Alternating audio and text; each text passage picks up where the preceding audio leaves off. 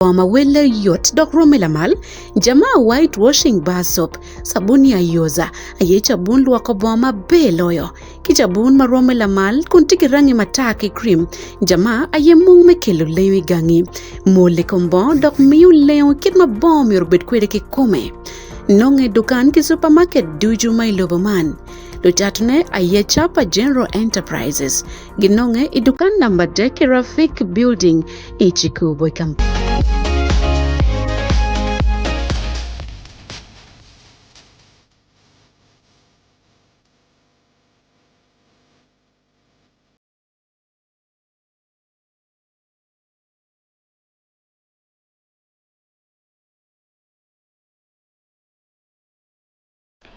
Wati wadugo dokan chawa kumbeti medong magi kene session wa ene omirap jolo me aki yue eno ring be kadoro wa chawa me international news kumbeti dong waduko chen pajo chawa me abogalam ngoma tikati me tukumalo me Uganda kumbeti lok madira yene men ot pakonyo ti wadugo chen gang kara chele kilo tiano ne adek me aki Central African Republic kwa wanen report ka wadugi. Lopayo pas Joseph Kony Kobero Dano Angwen Judith Achan ma bero daga mamege ke lutina nyana rio amu maisa kidong beti akidi meru kiwode man ne pop Kony gengo oiba dek international airport chawa abichel kidakia kapiar bichu abich medi wo menende piru bichel medre miya rio imwane ninguti kidege makeloni Ethiopian Airlines. Ngat mojo lwegina yo beru minister pikop me kumalo me Uganda Dr. Kenneth Omona oworo ben kachel ki minister pelo kongkwanyo mudoke chinglo lweny kidong bene gwako ko padano ilobo diera Congo Manfiubat Davira kidong Marian Moa matie dul ake dulme Parks Netherlands dulo pejene kumgamete matie konyo rocho ko padano machon ko beru iching dul adwilare kidwake gentien ilobo Uganda. Omona gwao joma ikor ka ojolo gini lep me pacho medugu chen ilobo Uganda. Achien go ber ka lokilu cholo ang'e kom ng'oma utime pol gi ko ber ki bunyo matek dok ben go ber ka gamo loki dok dakta Omona ikar meno jolo ki chen medugu pacho ilobo Uganda. Omona tigi kar men me foye matek President Faustin Achange Todera menti katiki President Yoweri Museveni medwako chen lutino mako beru lum ching adwi elare medugu chen pajo ni hakilobo Central African Republic. And they have also agreed that they can also return home with all their dependents. Sisters and brothers here who are among the few of the former LRA that have returned home today, and I want to thank on the behalf of Uganda, thank the government of the Central African Republic, especially President Excellency Faustin Twadera, the President of Central African Republic, who has worked with our President here to ensure that our children here who have been in LRA have returned home. Eno wani mono pia mwaka bich mo karang'ech Uganda no wat mabe nyobene moch wat mabe kilobo Central African Republic dongo dwako chen anyuali Uganda gin mia chel piar bichu ya biro mago dwako loke chingamente ndako nyoro mir medugu chen pajo. Ikingi ubelo pajo pa Joseph Kony mapola ta iwange gena ngwen kar mo karang'ech bene wuoro dugu chen man ali Kony. Omona no wani mon gamento kero chinge winye kidul makilwani mono Parks Netherlands mekona joma kinongo ngej mekwano ti chingi dong bano timo kin mama ramo la kuma meki ikema kiberi ye Gulu City ne chake imwaka mao karonim. They have been undergoing skills training to enable them to settle back in their communities and be able to lead their lives. And by May this year, we'll be passing them out. The Parks is also helping to give them startup kits so that when they get back home, they're able to manage their lives normally in their communities. Gien ni gubu karo wonye teko kwano tiching mapapat magin guyero idremia beach imwaka man kiyub ma wutime Igulu City. Mapat ke menu bene gubuno jeme chako kwoma megi kibod tulme parks ikine bene kibiyubu ye ot pigin we kuchakwo we dana. Minister owaini mono Uganda itien kadier medume achele mwaka ni ene gokonyo ko mona bongwen kilotina pa madugo chen kiching dula dwi ilobo Central African Republic. Gembro tika mera kimi yuluo borlo tela padula dwi elare kidana mokene magiti chingin me weko lweny dugo chen lobo Uganda karocho pajo kachel. Pelonge mo chwiny e wonlu television 80.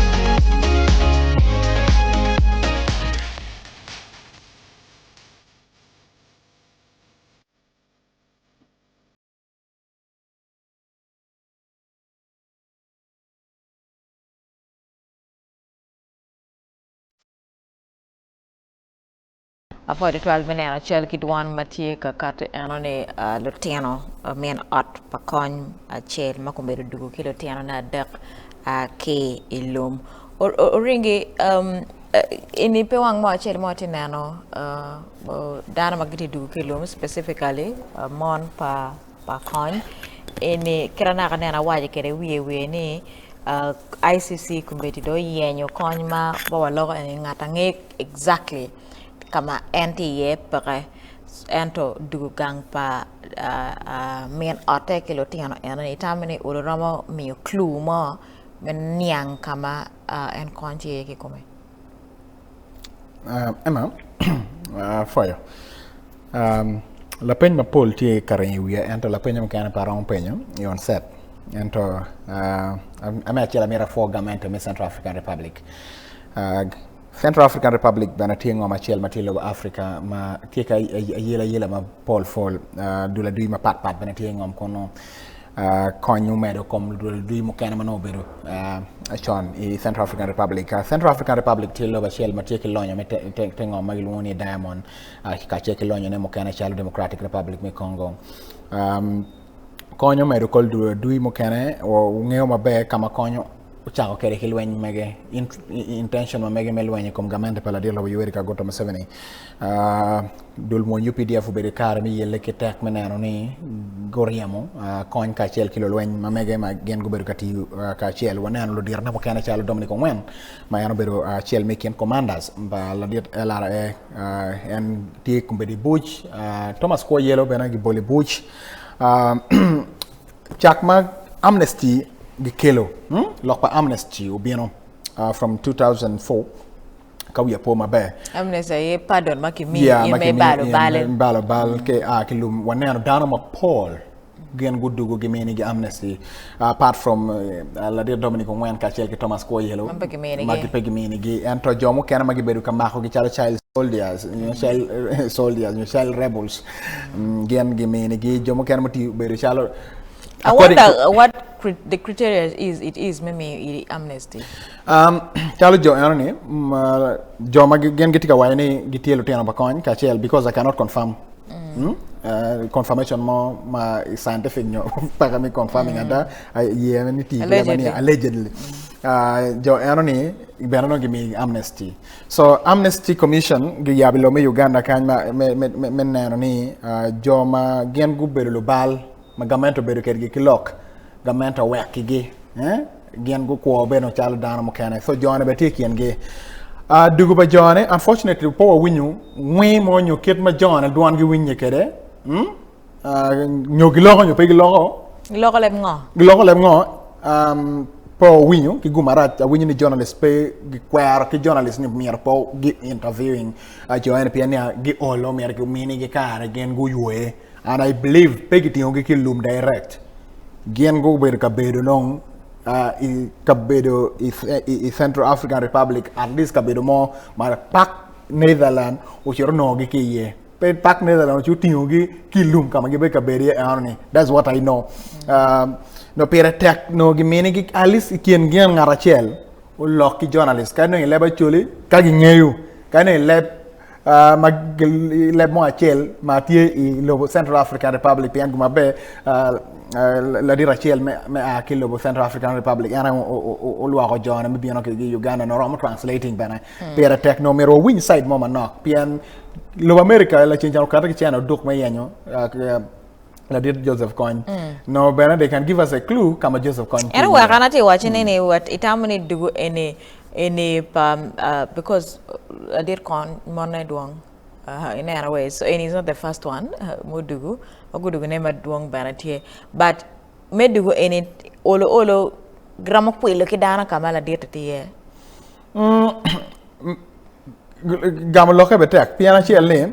Jono mero wachi wa mwahame magi poke kere ki gene ki wogi pera tek lo so chamo gene no ne John gi poko John nyobe mo apa mo kara nge ento gi beru ka ko kamone but because gi beru gi kar mi opening up ni government me Central African Republic kar government got interest ni I think these people need to be supported and helped and mirakinan kiyo kid me do akogi kama gi aye wange wa be report bi no katika mwa kara ni muonyo bere kara mi chero ka muonyo kem kama konyo ober ka bere ye magi wa uri ka chel poro gi no por la nyogi gi por ngogi ti boda Central African Republic ka chel Sudan la peine ba deta tiene komberi konti kwana tik mo hadi komberi pian cha video mo ni meno bieno ni ber video magi ma hono no fudati di ko be dong boy dong la to weng nong ti kala ten bene so almost 25 years after that video was taken so how this old very video. This very video ko be dong konti ki mo hadi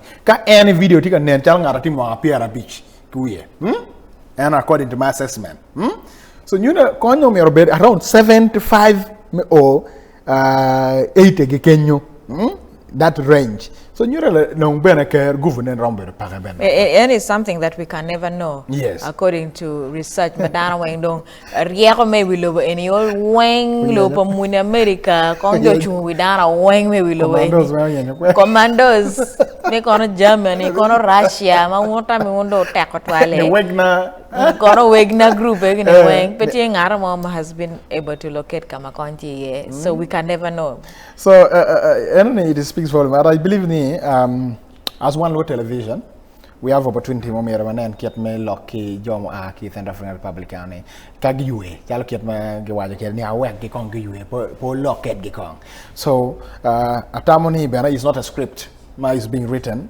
just to portray we are doing something in pursuit of Ladir Joseph Kony Kony wongeo mabeg is being termed as a terrorist but Genapera Teki also has a reason why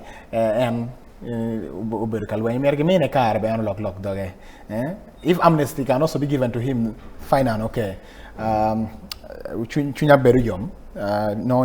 are implementing what God has written in the Bible. Because kani dano when obe kaka loge twinki no jomo kano mero pegi nan gibana nana because genbero committing atrocities no mero they have to go and try to be tried in the International Criminal Court amaro ni the prosecutor pa ICC kubireti Democratic Republic mi Congo ma eno wajani annually lobo mel Democratic Republic mi Congo de gromaro ma chala annually Palestinians ka chel Israeli ma gitika ngom wengtika war pegini coin dano mi Gaza o coin Palestinians gitika ndakoke ni Congo bene dana gitika neko dano kana bene makineka Uganda kan bene gichalo dano eno ni Congo so the trial has to be fair and balanced not only siding with only the other party ni agena do ko temo rad lo wen pian kon pol wen kana gera en pol wen kana eno wen ki dano money I hope ni pe wai covering o pa main art pa kon ne kan mir ko following up kira go settling kira gitika bedo kiti jologe gangni ning ki wachi kon ako dek ko yo dek onyo ko miro be ki kera me covering follow up anone wa ko nen kira giti settling kere e community so wango bedo kono meneno ka kere developments e guni kira tikati mekere ona ko kilok anone wanenda klok mo kana ko beda bili to chale metungo male me gana kidong bere me Kampala kan gitika chayo dano kumbete mako kartiki lok metiyo ke juake menerne gi kartiki la gam pi ko mati winye madiro twale chok idwe me apa werio la biashara mo ila mo makilwanye ni mwa o kati wajini dukane ki monyo ki kwala sem gene gunia ya pawe ya bungwan me nyime ki chiana makara miliona dek icher bora bili ento ringi gene mo ken ma bilo temo be pare en donc frustration icher bora jwaga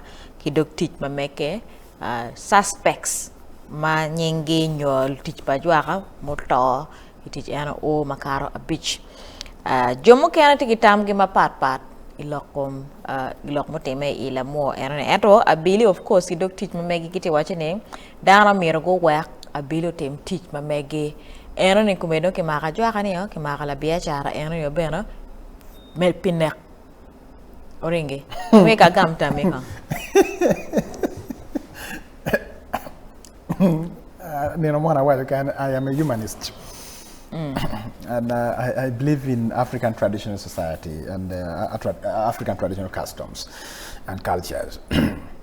Mano for loka bilo bien in Uganda in Africa. There were mechanisms to solve problems in African society. Culture mamegwa wamari adon maoberu kadon vulu ka tiang pawabana ma diet giton gikwalo en ti oku de ko chon ko we gang luo wo bi weng ubem te yat mo bedo tie en bieno ko pa kawal awal eni ka kerye amaho gwana ma pe makirubo gi pi ka wajo ni ke ngeo ni ikwalo tiang eno ni kwalo diel moni murwenyi wa ke maro en for eni merito line one by one so kape kwalo chunyi bedo tala chere maro na la kuo moni nyuta tapcha eno piano giwachi ni ngo ke ngeni kwala de ani ko ni maro gene chito kirma en bion ka mako gene chunwa ne tema ke ya da gira ana kwalo that was the African chemistry and logic me mako lukuo me solving problem maka it insist en glwogi yang chon pe bati gina jwaka gen go bedo do mi juma genano tibu juma tiki tibu mo coach di chero bot gi gan wayne ba konwa wal logo ka wobe kwe wal logo dano gang kwe no mer etim taw mo megi we tibu ni non nyo tibu pakwara nyo tibu mi ngom ma megu o tim ti e kom la ko ene antimada wan ngeo manda wanano jemu cha ko nywen cha ma british bieno ki loke police mo ne magi ro ci wale ni ki batun gi ngo ni merge mak ngat mo ni ko ngi tim kwet gi tim investigation not guilty until innocent until proven guilty yin ko ne won penyi wen Germany o e chero bod gi pegi ko ni I think yes the religious the why that is not right pian the person is using another spirit but traditionally that was the best thing. Traditionally, you're punished for your sins. Yes. There is no way about it. Ka geno mo no karte ma in you winyo jok nyo tibo wajin ring ina yela bal you would pay and any would act as a lesson to the rest of the community. Ine ano ringi we ne uberi la ko ringi kwanya daka para wore o ringi kwalo ringo timongo ka in won wengo time kumeno uberi be chalo ringi and they were processes. But the coming of the white man brought about religion, watching police, which but now that is the modern society, religion and police, which is not a bad thing. It's a good thing in itself. And okay, they're not doing what they're meant to do. Because justice delayed, justice denied. Police is supposed to gain arbitration made describing and that was the police metekwar. Yes, at that level. That was the police metekwar. Now police in this modern age and don't put you get money in ke marking we ka wa por community in na bale no. Don't you king ki kwet gi intelligence gi machine gi computer gi ñu penyi mo gomer ya ko wax kin yang ni yena yela balada but kadong bal enoteme can the perpetrators pay for their sins so that jomo kana go nan it needs a lesson. Now the problem is the corruption tema dear because moi lost chane moi lost sacks of sim how has it been paid? So the police should have looked at that case. And uku Gemini Porwenyo Mitiko Mano, Dana Oqualo. And Kiwajini, he went with the police for months. Mati, we are a police and a police pekatik Mogianoma. And that is, for me, I described it as one of the best justices. Sport camera. When you tell me dukan ke come dukan ka mo kuo kwa la when you te ka ju ka don te mo jeme lu kuo we ren ka chere and two, the community members themselves were able to witness pichalo ngole mo na kelo ngari try in Kampala pe winyu ket makese then inoni la pilida gitika piem kila ki judge ngolo kwan pala pilida eda we ho lok mo megi winyi you have submitted this thing late for that matter the case dismissed pien lawyer mo megi post submitting character money in time. So in only ngol money pa mono en ba British ngol ti nyutorwa me kwan ki me check. Kitek dog pedok ti ni following the real matter moteme. That is what happens at courts all the time. And I've followed court 11 my part. You know, the argument is about papers. Hey, you don't have a license. You didn't meet the deadline. Hey, you did not do with the deadline. The real issues are not talked about. That is the problem at the court for British. Kibenadong, one lay money chan la kuo money chan use guilty. Chara don wan bilio ki chan pup lingo. Judge. Lingo file peke yap ba file. Ba file. Ento ngara ke quality mine has lost chane biya chara to. Amara me eni. Lock money file when you put what you had one quena, the same. Ubian, Kay Mulo Tapchi. So, for me, I don't mince my word. I support that, and that should, if I am in the government, I would even agree that should continue in the community. So that joke lock me kuo. But what about Wajine?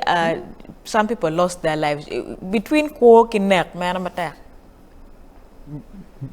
Kene tere nak. Roma indeke keni. Indeke keni. Ila ku ene.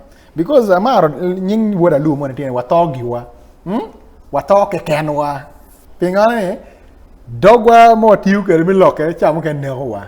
Chingwa mo maluba mi no tiu ke me kwalo jemba ngat mo ni. Kano la ku lu ku eno chero no askare. Pie no ngote me. No kichelo wa gana no askare chelo ku kada record gwaje ningo gwaje askar ne ko nak unde ko lukuo romo chala dui watika nero moñ me Uganda tika lwenye ka dui ADF e Congo gitika chelo gitika nako gitika mako lu moñ pigitika mako ge pien lu moñ tika defense ma megini we are fighting the rebel. I think also moi and he was fighting the thieves anoti yo ma mege science ma mege because they could not believe in the judicial system. Which one is hardest?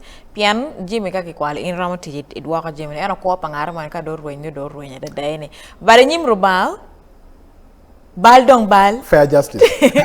Kore kwalo chumuni, kore kwalo lubira, kore kwalo ngo yine lo ko. In la nek bana? In la nek mun way lo bal sin is sin. But any is a very controversial issue. Ajua ke makumedante ka teach kere.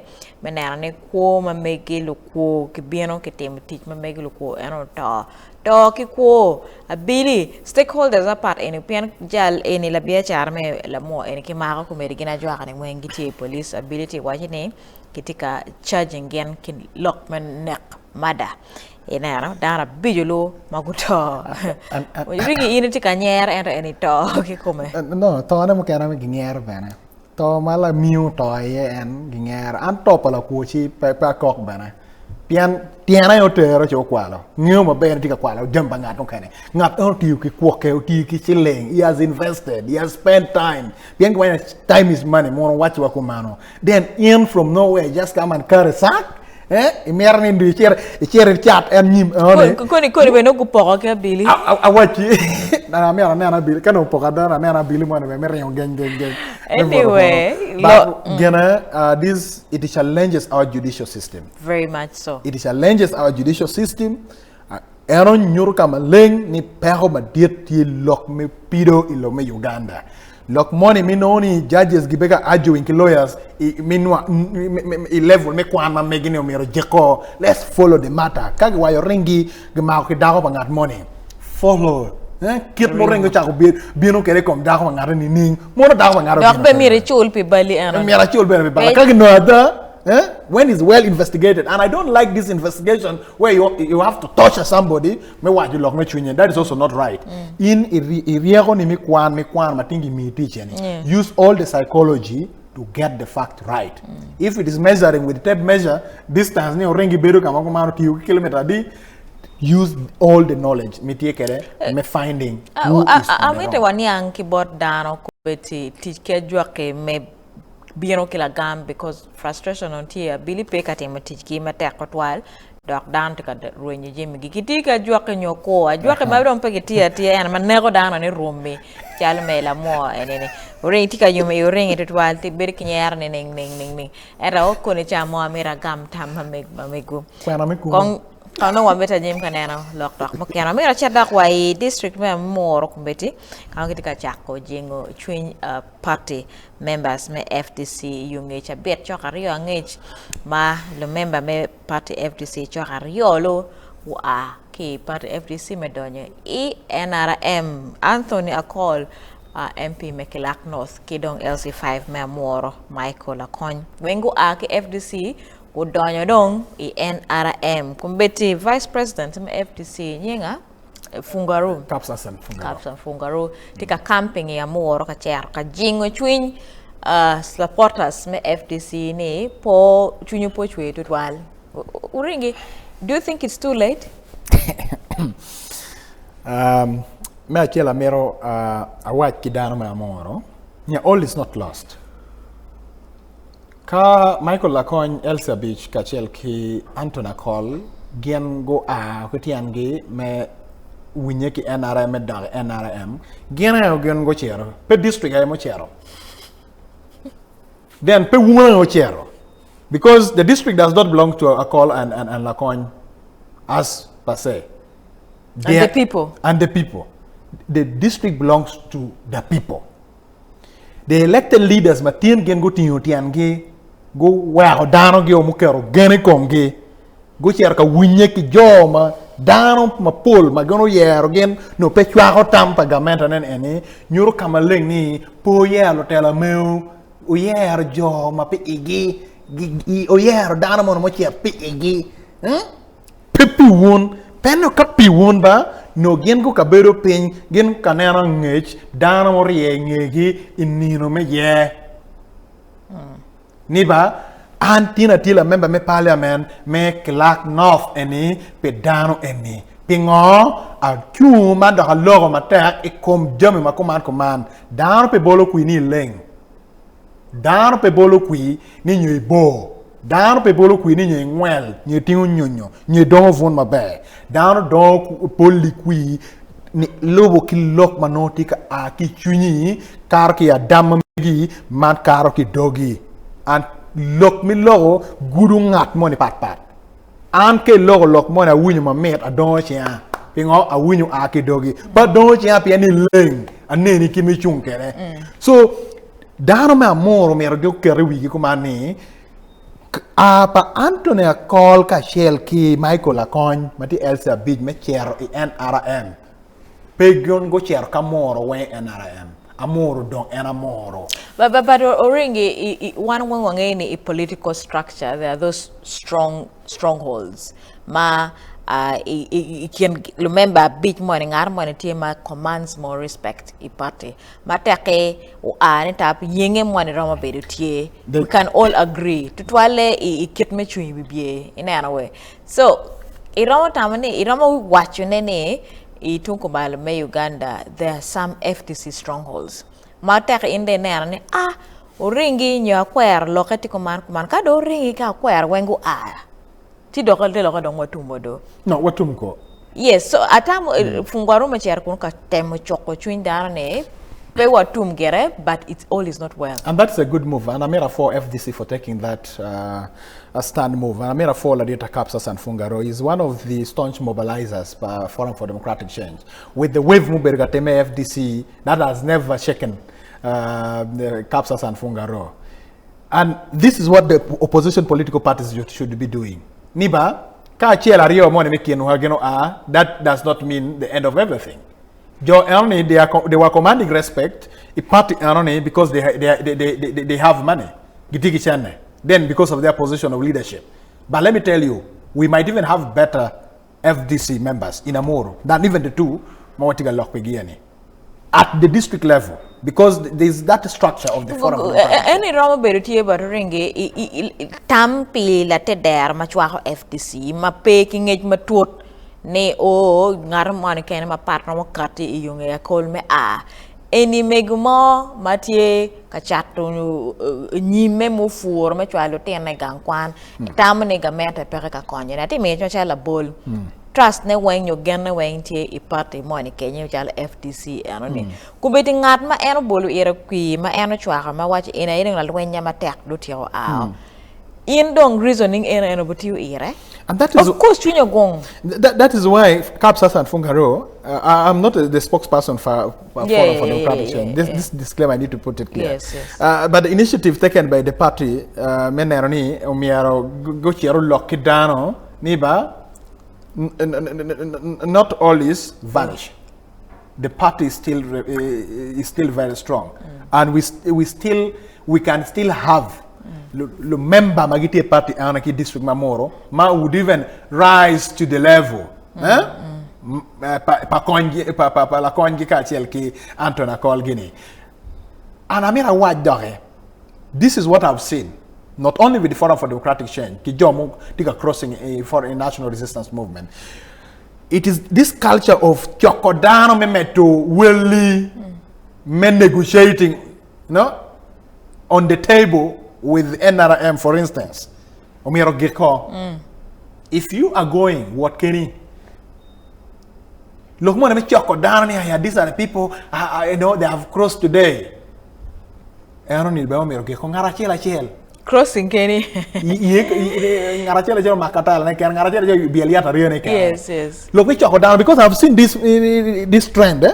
I don't think I charge your down money. I mean, getting a liberia money, a little bit of warring here, a pocket shirt money, near warring here, which you're on Tino crossing. A mara look, la member shell, my work, I shall kill a coin, give me chair, let you China, Maladillo, baby, Ilani.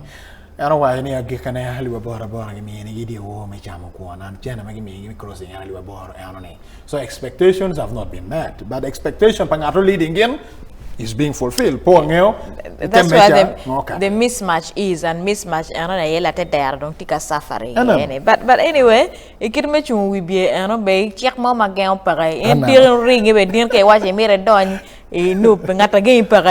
everyone is entitled particularly they see fit for them. But go alone. Politics is a game. Is a game at the anyway, FDC party kumegitika katini jengo chewing the member supporters are making Magiti district mayor more iyunge apa Anthony call gini LC5 chairman Michael Lakon watika temo nyako ne kany amir be ko winter mamegu ko yue kada kwa dugi.